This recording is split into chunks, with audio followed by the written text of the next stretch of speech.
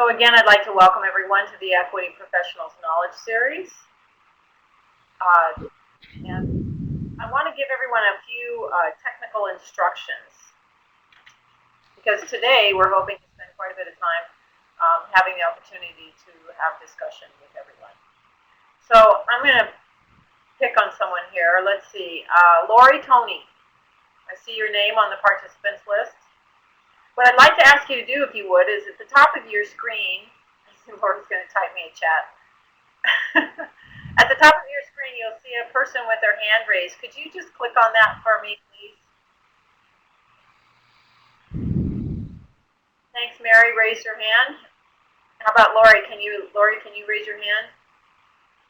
Yes, Lori, raise your hand. Okay, so when you, just for everyone's understanding, when anyone does that, what happens is that it alerts me to the fact that you have either a question or you're willing to make an answer. And it looks like Lori's telling me that her microphone is not working. So Mary, I'm going to assume, hopefully in your case, that your microphone is working. And so what I'm going to ask you to do, if you would, is I'm going to enable audio for you. And if you go up to the top of your screen, you'll see something that looks like a microphone. If you'll click on it, and let's see if we can hear you talk to us.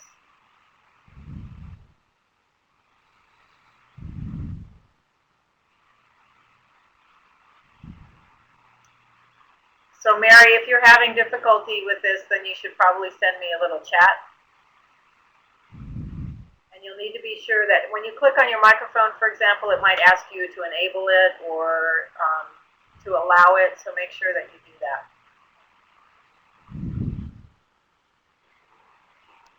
So it looks like Mary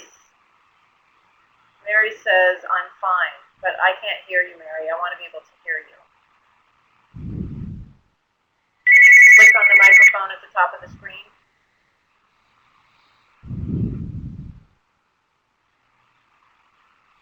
Okay, so I'm going to ask one more question, and then we're just going to move on and talk about the presentation, and people can communicate via chat if their microphones aren't working. Is there anyone in the group who knows that they have a functioning microphone? In other words, that they could actually talk to us. If you do, could you type to me in the chat box that you have a functioning microphone?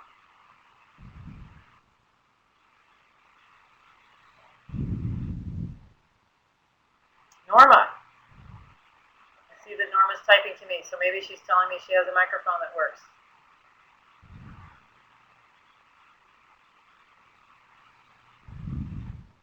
So Norma, I'm going to enable your audio. If you go to the top of the... thank you, Norma.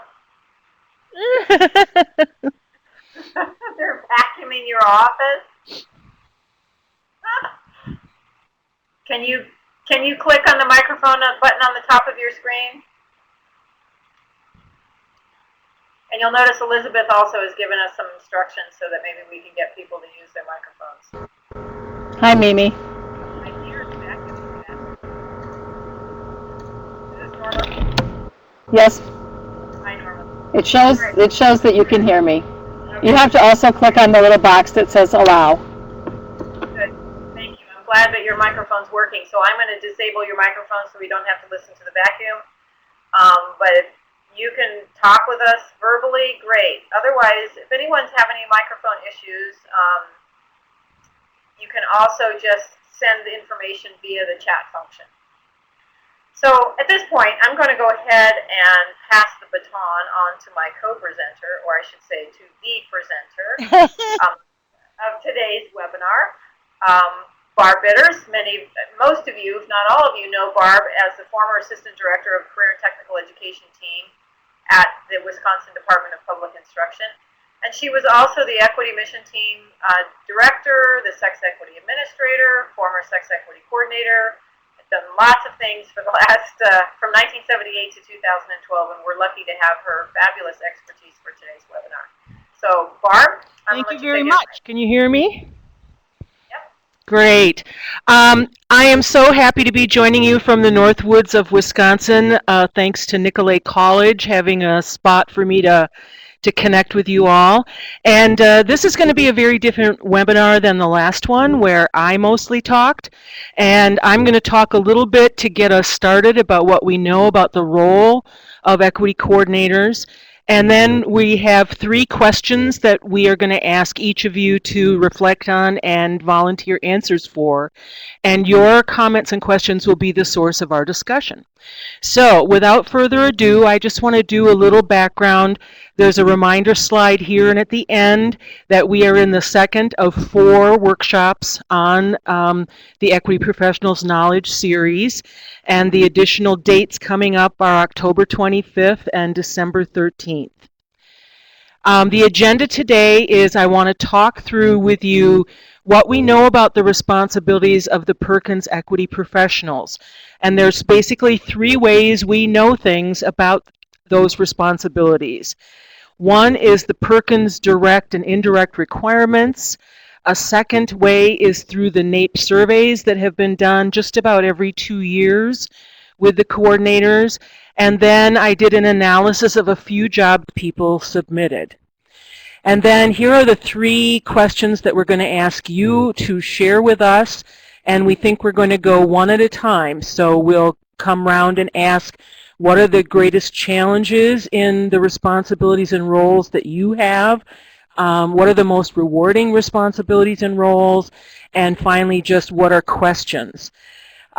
So after we have some sharing, we don't want to just start with the first person and talk. We'd like to get everyone's notions about what the challenges and rewards are, what the questions are, and then we will have a group discussion. So, moving on. As those of you who were with me the last time, that in the first law, the Vocational Education Act of 1976, there was an actual job description.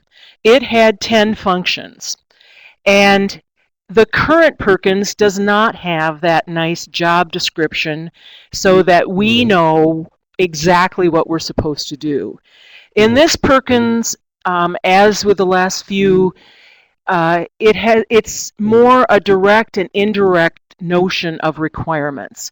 And I'm not going to go through them all, but I have set aside several that we're going to talk about. So one of them is clearly the state leadership set aside of funds. And usually the equity coordinator has the responsibility either alone or with others to provide state leadership on how we assist individuals to think about, explore, train for, and then attain non-traditional occupations. So this is very clearly a set of skills and knowledges that we need to bring to the job.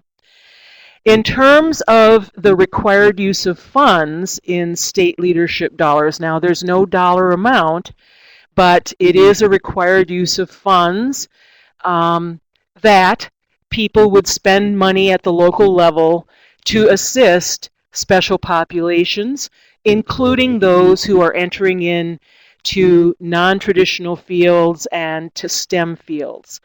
There's also a required use of funds for professional development and for exposing special populations to high-skill, high-wage occupations.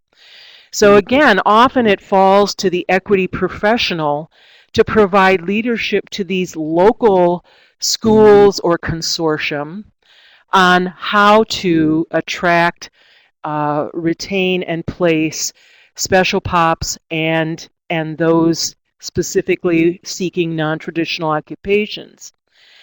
There is a requirement in Perkins that there be a needs assessment done, and there is an assumed or indirect leadership requirement for programming for special populations and leadership for how you do that.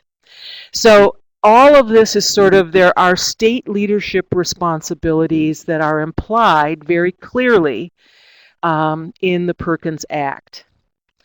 With regard to local plan requirements, again, we see reflected a local use of funds to provide activities, prepare special populations for high skill, high wage, or high demand occupations. And those high skill, high wage, high demand is a code word for non-traditional. We're actually looking for a better word for non-traditional occupations.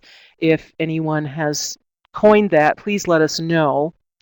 And again, I list the programming for special populations.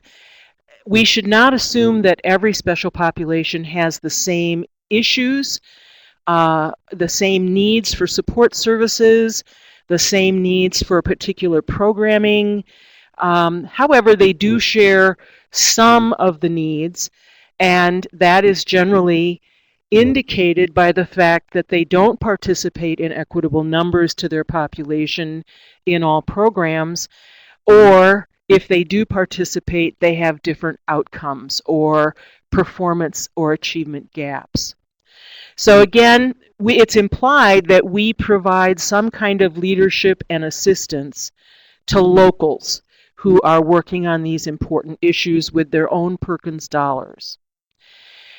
With regard to data and accountability, it is clear that many equity coordinators have colleagues within their agencies who are who are more specifically assigned to deal with data collection and perhaps core indicator management, perhaps even to identify the performance gaps between special population groups and others. However, if they are not doing that, this job also falls to the equity professional. And so some of the knowledge we need is how should data be disaggregated? What kinds of data points would be most helpful to us in being able to identify the needs and the programming for special populations?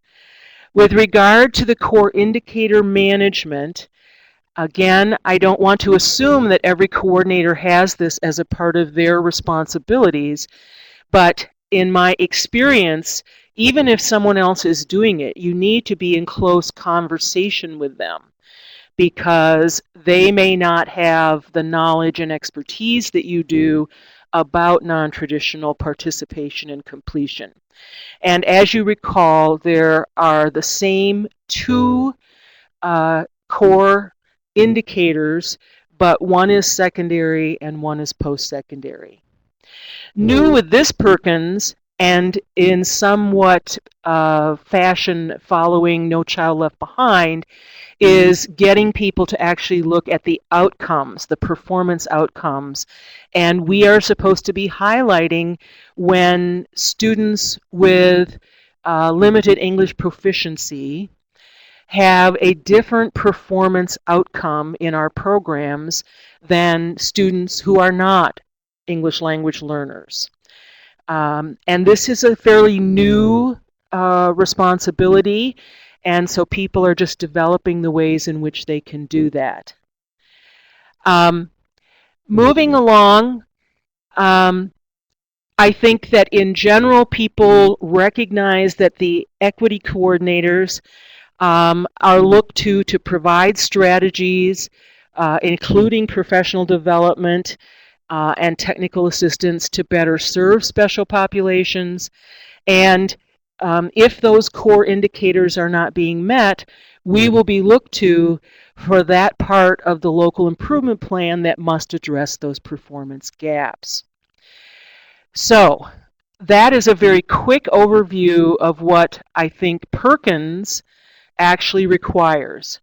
I want to wait a moment and see if people think that there's anything else that the Perkins Law actually requires of us. Not seeing, yes. So this is Mimi, I'm going to encourage you, those of you who are thinking about this, there's two ways to respond. One is you can raise your hand and I'll open the microphone for you if you have a phone that works, which I am feeling that many of us do not, it appears at this point. Or type it into the chat function. We can see what it says, and you can see that as two. That you can see that as well, Barb, right? I can see them as chat well. box for everyone. Okay, good. So we can. Okay, so Lori Tony is saying Perkins requires continuous improvement. And this is a very important point that it isn't that there's one goal set and when people meet that goal, they're done. What it means is that over time, the goal keeps getting higher. So if you have a goal to get 3% increase or have a total of 3% of students of one gender in your electronics program, and you meet that goal, hopefully you could easily meet that goal, then you have to raise your core indicator to get more, a larger number. So you might raise it to 10%. And once you reach 10%, you might raise it up to 20%. Something that I think is an important conversation for equity professionals, and one that we have never had firm answers about, is what is a reasonable goal in terms of the percentage of students that should be in some of these non-traditional areas. Now, we know that we have one hard and fast indicator, which is 25% or greater of one gender in classrooms. But frequently, we need to have benchmarks before that. And so I've encouraged people to try slower but steady growth as opposed to having their goal be 25% right off. Any comments about that goal, that sense of continuous improvement? The way that continuous improvement is moved along is that states have to raise their goals for core indicators to the federal government, and then locals have to raise their goals to meet the requirements of the state government. So frequently those of us on the line are working for state government, and hopefully we would have a voice in what those indicators ought to be. Any other comments about direct or indirect requirements in the law? Not seeing any, I'm going to move along to NAEP has done surveys every couple of years, and I am basically summarizing here the most recent, which was 2010. And this allows me to talk a little bit about how very different all of the states are. And so sometimes you're in a state with just a single state agency. Some of you have two state agencies. That's my case in Wisconsin, one for secondary and one for post-secondary. The sole state agency in my state is post-secondary, and we contract then for the secondary portion. I heard recently that Oklahoma has 3 state agencies that have a part of Perkins. So you may have one or multiple state agencies that are administering parts of Perkins. That makes our job easier and harder because collaboration across agencies is a little harder. The amount of time, remember in 1976, the wisdom when they created this position was that it needed to be 100% time in order to be effective. And it remained in law, at least for the first 5 or 10 years, that it had to be 100% time. And again, this is reporting from our colleagues that they are given anywhere from 5% to 100% time. And 13% of the respondents provided 100% time for the coordinator. 40% of the responders provided 10% or less, and 63% of the responders said that we provide 25%. So I think we would be safe if we started to look at a range from 10 to 25% of the time of a full-time person is being devoted to these responsibilities. Moving on, what we know from the surveys and from conversation is that sometimes a state coordinator acts alone at the state level. They are the person that does it all. They do the actual professional development. They do the data disaggregation. They do the public speaking. They do the advocacy, not only for themselves, but also at the state level, but with regional and local organizations. There are also states that work with a coordinator truly coordinating the tasks of a number of people at the state agency. So the coordinator has basically a work group, and they have the data specialist and the grant specialist and each of the program area specialists and the programs of study specialist, and they all divvy up tasks, which I've talked about, and the coordinator coordinates that work.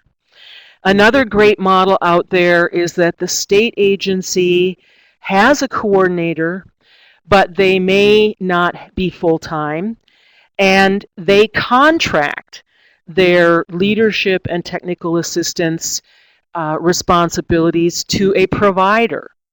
So a couple of states that have done that in the past are Illinois, and certainly California has a long history of having an advisory group that also provides the technical assistance and professional development.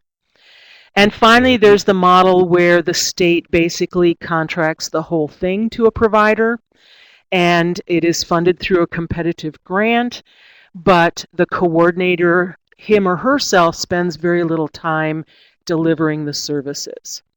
So we have a wide range of what's going on out there in our world.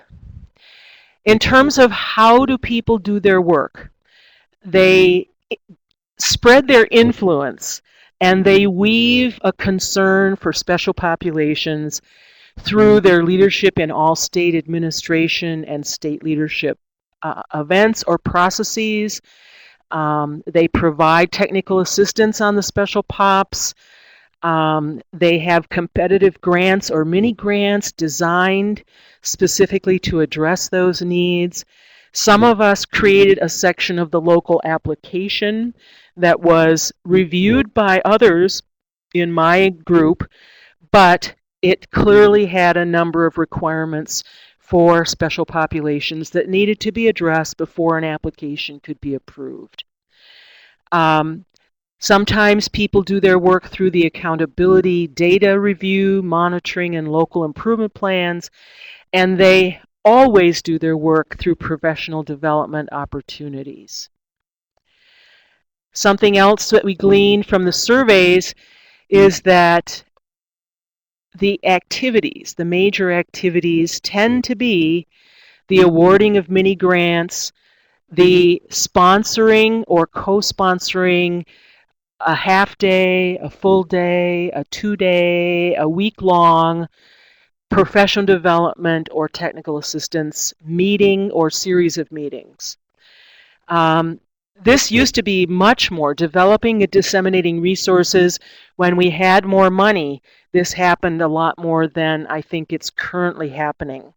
However, it still happens, and now we can have faster access to those resources because of the internet. The career fairs, the conferences and workshops related to CTE are also a source of how we do our work, because we go where the people are and we try to inform them and enliven them, encourage them, and support their efforts for special populations. I'm just going to move on. There were 4 job descriptions submitted, and on the resource page is my little analysis of the big ideas in those job descriptions. And I want to say right off the bat that I know that job descriptions rarely communicate well what it is that people do. But yet it is an important source of information. And so what I found in the 4 job descriptions that were submitted is very little specific language about the equity responsibilities, about the special populations responsibilities. I would say that if we could see it in the job description, it was 10 to 15% of the work time. And all of the positions also have at least one, if not more, multiple responsibilities.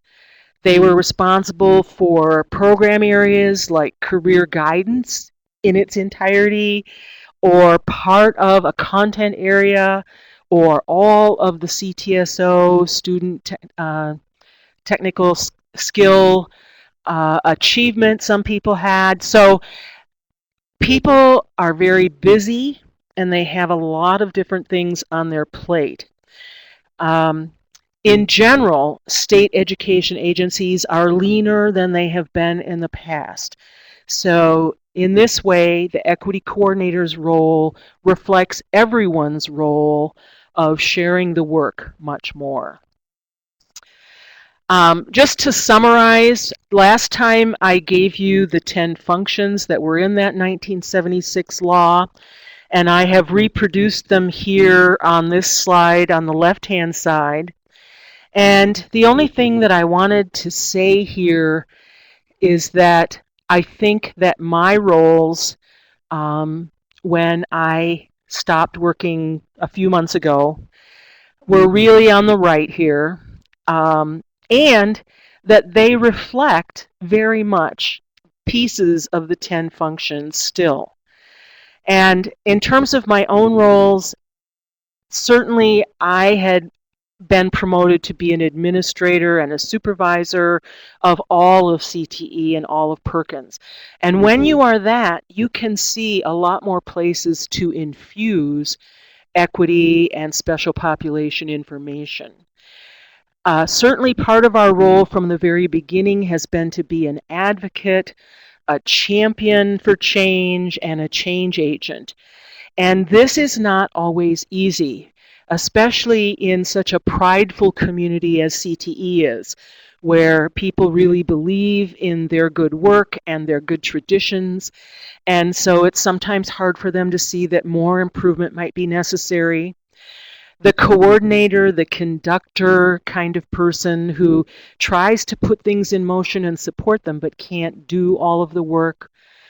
Certainly people look to me as an educator, trainer, and coach on equity issues and principles, especially as state staffs begin to turn over. In my own agency, there has been a complete turnover in every single leadership position in the last decade. And so I'm working with young, energetic colleagues who don't have any history of civil rights and equity issues from their own experience. So it's new to them, even though they have attained a state leadership position.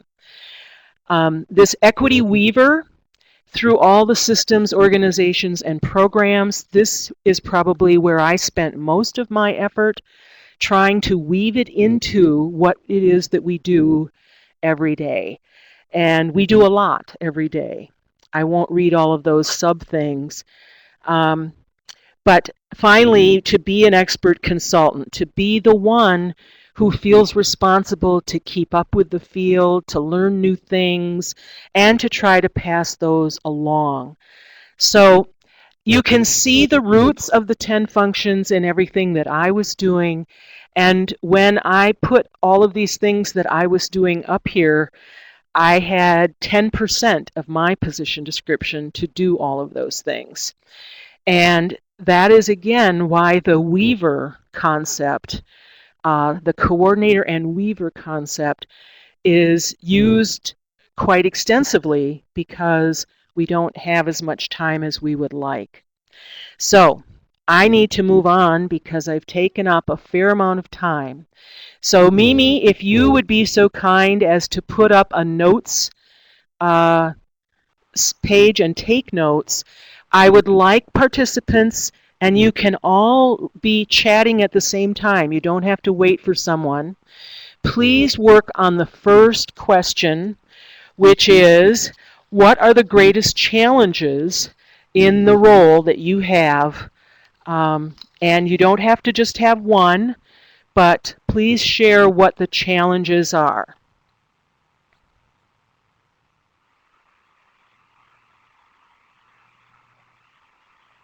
And we don't have to have the PowerPoint up, Mimi, if you want to put the notes up instead. Well, I'm trying to. For some reason, the discussion notes disappeared. There they are. Okay. So this is the most challenging. Yes, most challenging. So I see Norma Timms has told us that sustaining programs over time is one of the most challenging. And Norma, do you want to say more about that? Is that because we lose the funding, the incentive funding? Norma, if you like, I'm gonna go ahead and give you microphone privileges so that you can talk. All you have to do is click on your microphone at the top of the screen.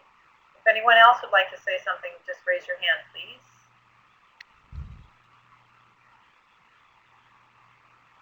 Norma, if you click the microphone on the top of your screen, we should be able to hear you. Now I'm connected to you.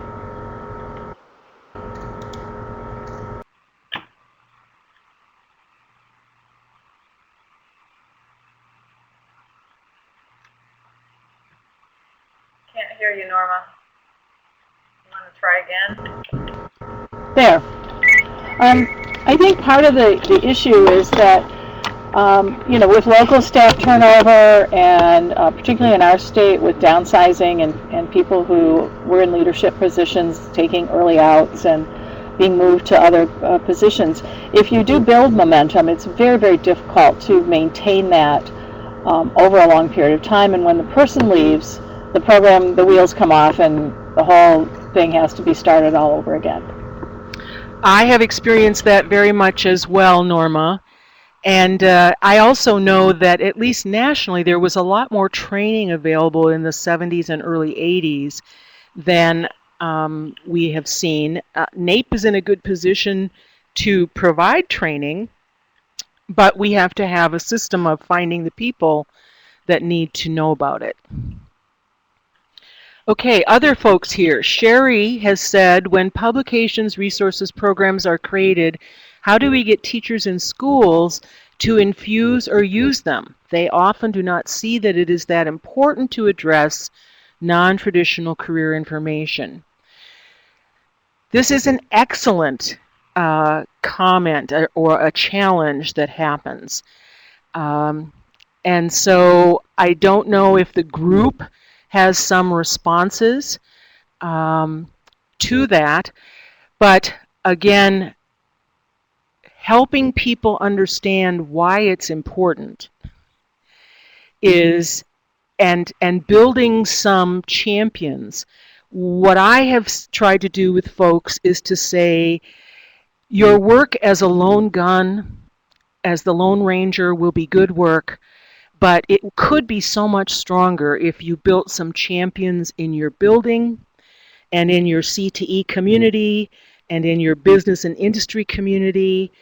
And so having a local advisory committee that helps spur, having local employers that remind people why it's important, having social services contacts and labor market information about why it's important, are some of the ways. People have tried to create incentives as well. If you will infuse or work with us in a sustained way, at least a year or more, we will provide a mini grant to you, that kind of stuff. So I see people are writing and I am behind people's comments. So in a moment when we have our discussion, we'll see if there are other ways to motivate faculty to take it up. Joyce, I feel we have made progress, but I'm disappointed that the idea of equity is still an issue. Okay. All right. Excellent, excellent challenge. I've met many people who feel that equity used to be an issue and we solved it. And so they are unaware of the ongoing. As a newbie of 2 months, I'm having a difficulty self-learning. Yes, and I'd have no idea what you were left by the people that came before you.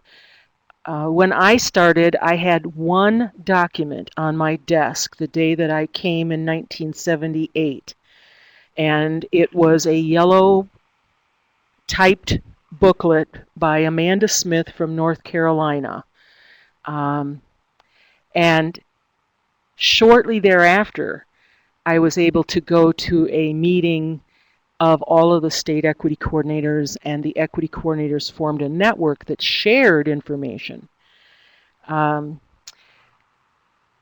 Perhaps NAEP should think about having a buddy system. I don't know. So. Well, Barb, you bring up a really good point, and that's an excellent idea. You know, I think that the NAEP Executive Committee is meeting in a couple of weeks in San Francisco for its program of work meeting. And for those of you who've been, there are a few of you on this call who've been involved, and actually our current president, Francine Schumann's on the call as well. So this is, I think, a great idea that we will take to the executive committee and see. I'd love to get some feedback. I'm trying to think who it was that said that. Oh, Nina. Yeah. So, Nina, if we were to find a not-so-newbie equity coordinator to mentor you, would that be of interest to you? If you let me know, just give me some feedback. I think it would be, there we go. I would love that. All right, so Nina, we'll make that happen for you. I think there are potentially a program we can design around this concept. That's a great idea.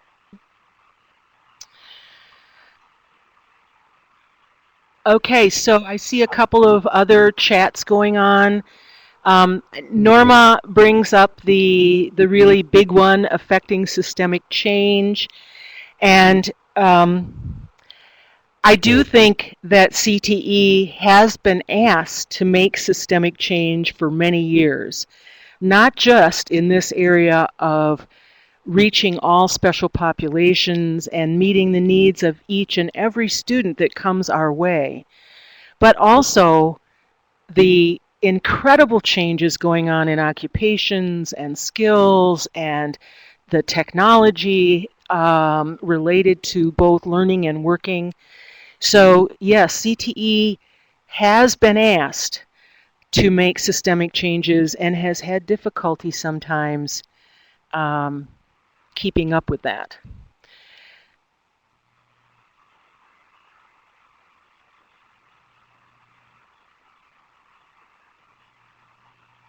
Okay, so we got a couple of themes going here.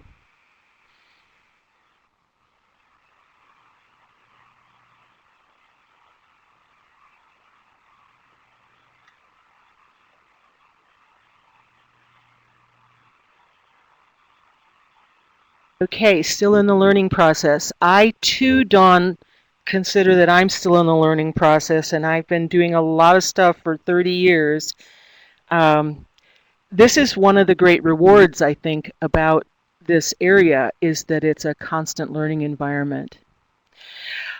All right, I don't mean to leave the challenges, but let's see if we can get what some of the rewards that you feel in your position generated. So what are the rewards of your position, your responsibilities?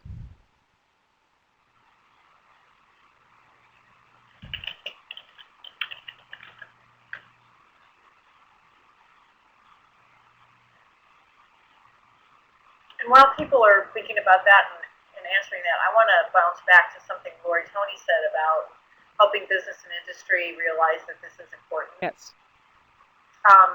One of the things that you may all not be aware of is a new initiative that NAEP kicked off at the Professional Development Institute last April, and that we've formed a business and industry advisory council that includes some C-level executives from some of the biggest 500 Fortune 500 companies in the U.S. So Xerox and Cisco and Microsoft and Lockheed Martin, a few of those folks. And this group is very interested in looking at how it can support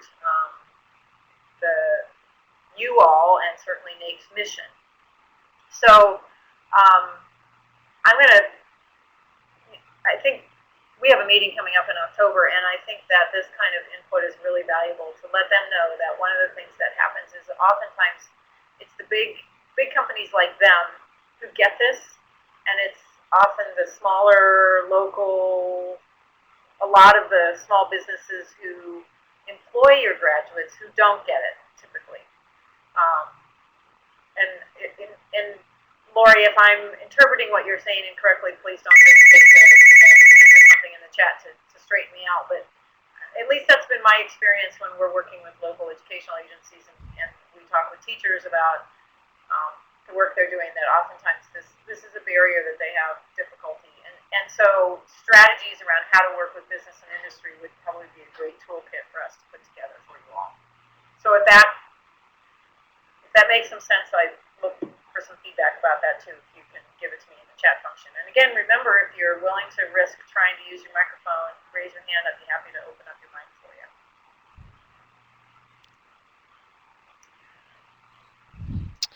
Okay, so a couple of people have started to talk about rewards. Norma says first thing that comes to her mind is the reward of seeing people who have succeeded as a result of some of our efforts. And frequently, those students succeeding in non-traditional occupations or in any occupation that they wanted to succeed in, they might never know who we are or what we have done. But having a way to talk with some of them and hear their stories, really rewarding. And then Joyce, this is one of the great rewards I have always felt, is this high calling of being right in the middle of the cultural change in education about equity, diversity, inclusiveness, and equality. And for me, it has always been a very high calling. I know that it is something that has kept me grounded and going forward on the brightest days and the darkest days of bureaucracy. So, very much so. I think that one thing we can do is to take a look at the data over the last 30 or 40 years. And I had an opportunity to do that a couple years ago when Title IX was 35 years old instead of 40, as it is this year. And seeing the occupational balance coming to the professional areas. Sadly, it has not come at the same rate of change to technical areas and to skilled trades, but it certainly has, our world has changed. Much of it as the result of our work along with everyone else. So I think there has been change. Having the performance gaps closed would be rewarding.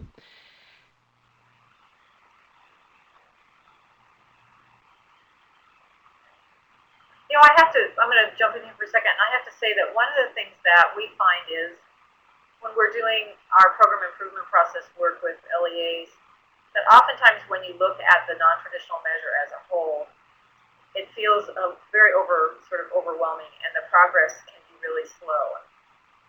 And you sort of lose sight of the rewards that can make you, keep re-energizing you to continue to push. So what we do in that project is we work with these teams to really sort of break down the data in the measure and start looking at disaggregated data at the program level. So we're looking at what's going on with, I'll just use Project Lead the Way as an example. It could be it could be auto technology or something like that. And even from the program level to the course level, because if you can get you have no girls in auto tech, and all of a sudden the next semester you have 3. That's huge. Those are huge successes. But that success you'd never be able to see in the measure that you may not see, depending on the size of the school and the significance of the change. You may not see that as a big jump in your non-traditional measure. But that's sort of how you continue to fuel everyone's energy around this, I think. At least that's been our experience. And that's what gives people satisfaction. That even if it's, wow, we've got more girls enrolled in Auto Tech 1, and can we keep them to transition to Auto Tech 2, when they then actually get counted in the performance data, those are all those little steps. If you can, what do I want to say, celebrate your successes in small steps, that's another, a way to do it. Because sometimes the measure is just so big. Barb, what do you think? I absolutely agree, and I have agreed from the 1970s that the NTO measure is an important measure, but there's so many things that affect people's desire and a resilience to stay in non-traditional. And yet there are so many issues, so many attitudes, knowledges, dispositions, actual employability skills that are related, but we have never established benchmarks or tests to account for them. And an example in Wisconsin of looking at the small for the success is a very small community in the middle of Republican land. They made a simple effort to encourage the enrollment of young women in a summer program. And they went from 0 young women to 50% of their participants in 2 years. Now, this is very exciting. And it was very exciting for them. They were very proud of it. So we have to have a way to log those victories along the way. I need to move us along because of the time to specific questions. And I know that you're going to have questions when this webinar ends at 3 o'clock. And what I would love is for you to continue submitting your questions through Elizabeth. Elizabeth will get them to me, and we will find a way to continue to send them out to those of you on the webinar. Question, answer, question, answer, question, answer. The other thing before we run out of time is, Mimi, perhaps we need to think about having a conference call mechanism to go with our webinar for the next webinar. Yeah, the issue really is if we use, just so you know why we didn't do it, and we can change this because this is obviously the technology is kind of getting in our way at the moment, but if we use a telephone line and we record the webinar, the audio will not be in the recording.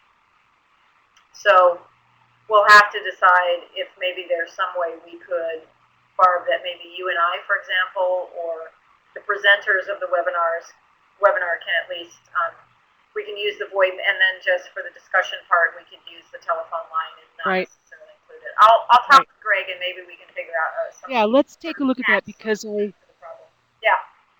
I think that would be wonderful for us to be able to have the conversation. So the last issue is specific questions. So I want to go back to some of the folks who are fairly new in the position. You probably have questions on a daily basis. What are some questions?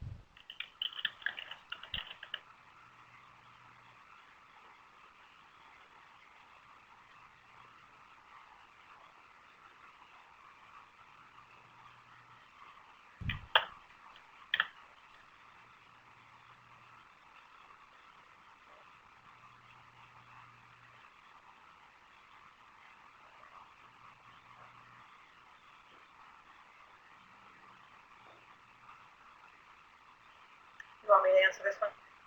Yes, please.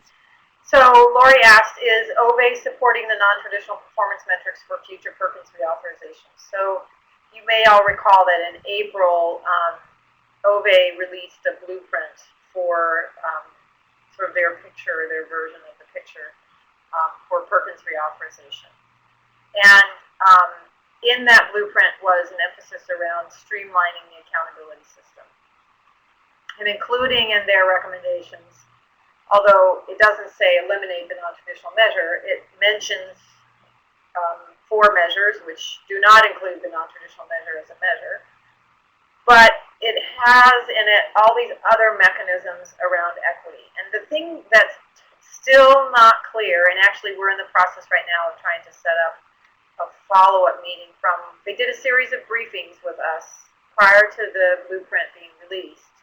And I have attended quite a few of the presentations that they've been giving publicly, like at the state directors meetings, for example. They have been talking more and more about how they want to implement the equity pieces that are in the blueprint, which are not, how do I explain this?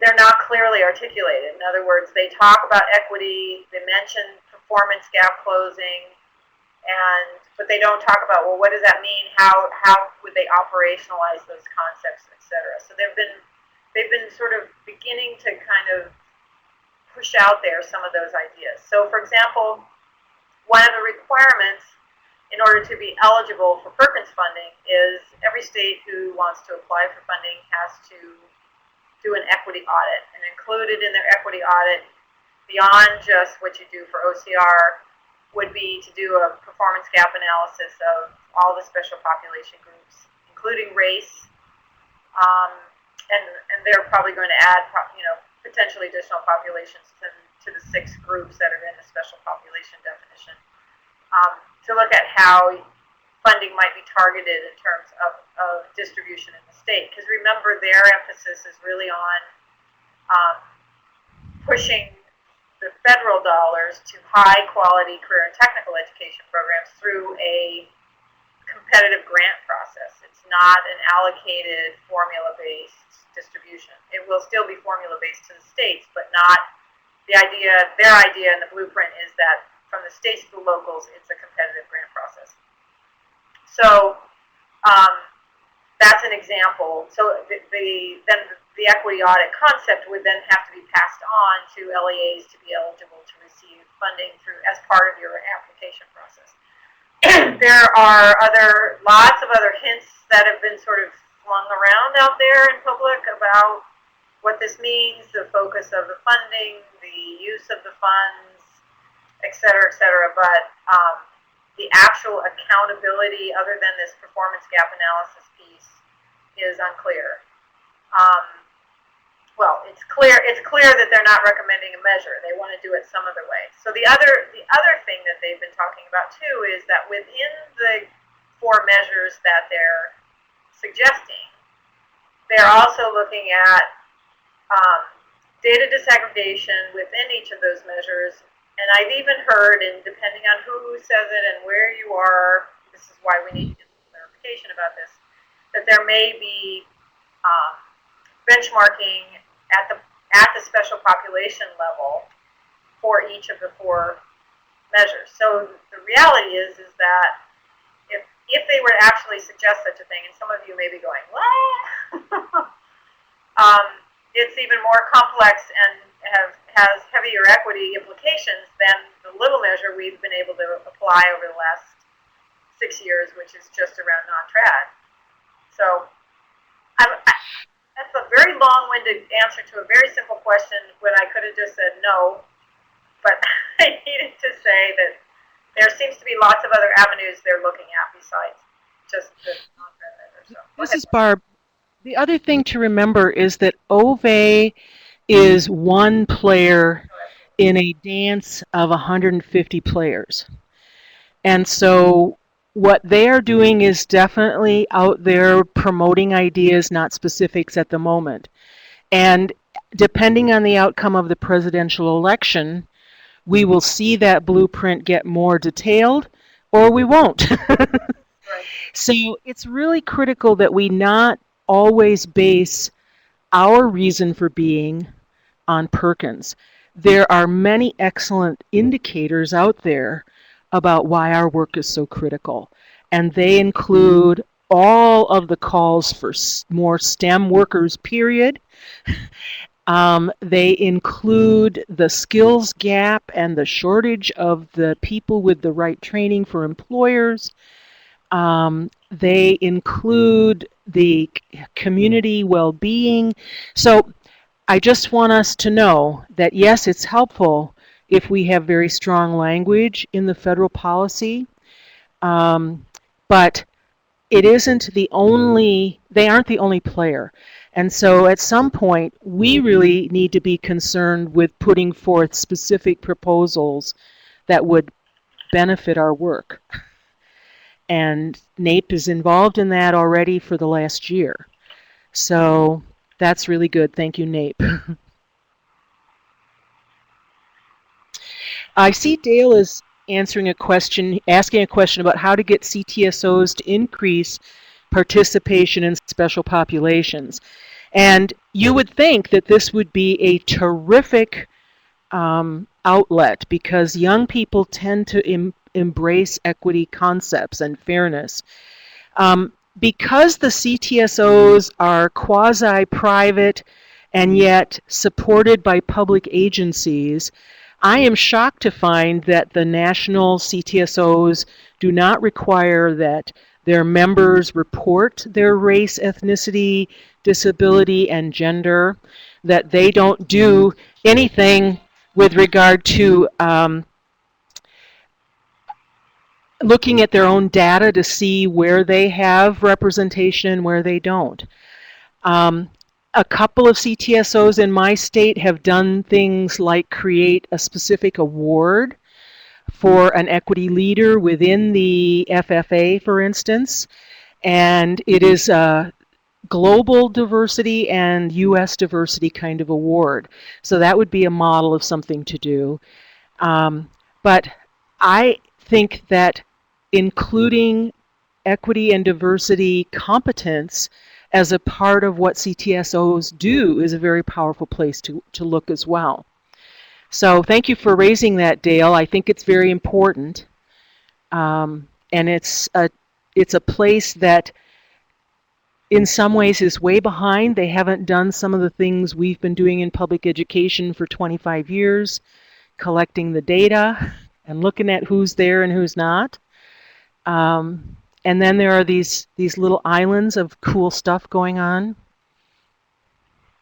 So Barb, I just want to add that one of the things that we've been doing is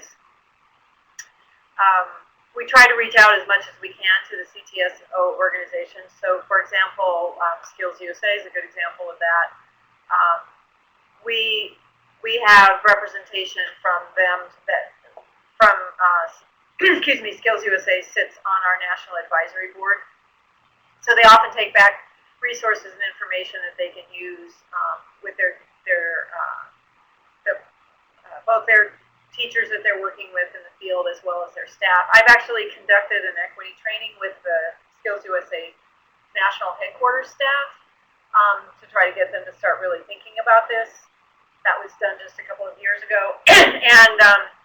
And the Skills USA magazine, one of the things that we've really encouraged them to do is to be sure to highlight when they have young people who do well in the Skills USA competition, who are in non-traditional program areas, to highlight them in the magazine as role models, etc. Because really, I think the whole peer pressure, peer influence, especially in CTSO participation, I think is a really, really big lever that we can use there too. So it's a tough nut to crack, and we keep working on it. So Dale, if you or anybody else who's on the call has some ideas of their own, please share them, because Barb and I certainly are by no means the experts on any of this stuff. Yeah, we don't know everything that's going on. I see that our time is coming to an end very sharply. Again, I would just like to say I am excited about this series. I'm excited about the sharing that we're able to do. And we will put together a handout that shows what people were raising as the most challenging, rewarding, and the questions. We will answer the questions and find a way to email those out to you. I hope you'll join us again for the next session, which is in October, and October 25th at this same time. And Mimi, cheers. If anyone has any questions following this presentation that come to mind, please remember Barb suggested that you email Elizabeth Tran, and she can get those questions then out to everyone and to Barb to answer, or whoever seems to be an appropriate source. And that her email address is etran@napequity.org. You can see it here at the end of the PowerPoint. You can also post your questions to the Facebook page as well. We'd encourage you to like our page, and check it regularly. We push out information about NAPE's activities using Facebook quite a bit. I want to thank you all for participating with us today. If there are any questions you have or additional information, please let us know. And we look forward to seeing you at the next webinar, which I thought there was a slide about October this. 25th. Thank you. October 25th. October 25th. We'll see you then. Thanks, everyone.